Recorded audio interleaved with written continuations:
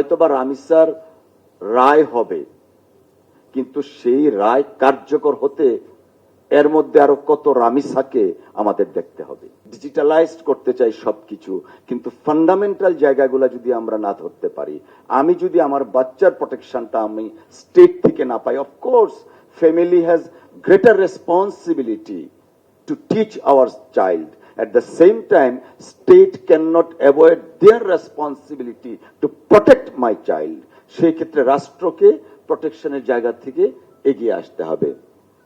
পাশাপাশি বিচার বিভাগ বা বিচার ব্যবস্থা নিয়ে কথা বলেছেন। দেখেন, আমরা অনেক বিষয়েই fast track investigation, fast track বিচার ব্যবস্থা চালু করতে পারি। আজকে যারা পার্টিকুলারলি চাইল্ড অফেন্ডারদের জন্য যদি ফাস্ট ট্র্যাক ইনভেস্টিগেশনের পাশাপাশি ফাস্ট ট্র্যাক বিচার ব্যবস্থা শুধুমাত্র আমাদের ওই জাজেজ কোর্টের জন্য নয়, সর্বোচ্চ আদালত পর্যন্ত, এটা কিন্তু মাননীয় আইন মন্ত্রণালয় থেকে প্রজ্ঞাপন আকারে দিয়ে সেটা করা যেতে পারে। আজকে দেখেন, হয়তোবা রামিসার রায় হবে, কিন্তু সেই রায় কার্যকর হতে এর মধ্যে আরো কত রামিসাকে আমাদের দেখতে হবে।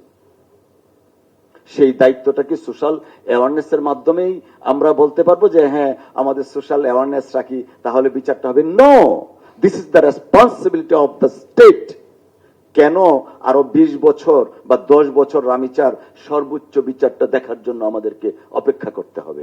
এর মধ্যে আরো কত রামিসাকে আমরা পেয়ে যাব। আজকে এই রামিসাকে আমাদের মিডিয়ার ভাই বোনেরা যারা আছেন, মিডিয়ার আলোকে রামিসা আজকে চলে এসছে আমাদের সামনে। এমন প্রতিদিন অনেক রামিসা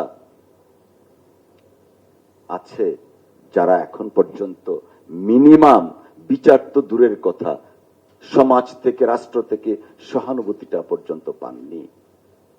এমন অনেক রামিসা আছে। তো আমি মনে করি সংশ্লিষ্ট মন্ত্রণালয় যারা আছেন অনতি বিলম্বে ন্যাশনাল টাস্ক ফোর্স একটা গঠনের মাধ্যমে national commission for child protection গঠন করে ফাস্ট ট্র্যাক ইনভেস্টিগেশনের পাশাপাশি ফাস্ট ট্র্যাক বিচার ব্যবস্থা স্টার্ট ফ্রম দা আর্গুমেন্টস ওই জায়গা থেকে শুরু করে হাইয়েস্ট কোর্ট পর্যন্ত করা যেতে পারে, এবং সেটা যদি রাষ্ট্রের সদিচ্ছা থাকে তখনই সম্ভব হবে। আমরা আইনি প্রক্রিয়ায় অনেক কিছু দেখাতে পারবো। আমি একজন আইনের ছাত্র হিসাবে অনেক কিছু আছে আইনে, ডাইরেক্টরি আছে, অনেক কিছু আছে যে 30 দিনের মধ্যে বিচার হতে হবে। বিচার না হলে 30 দিন পরে কি হবে সেটা কিন্তু আইনে দেয়া নেই।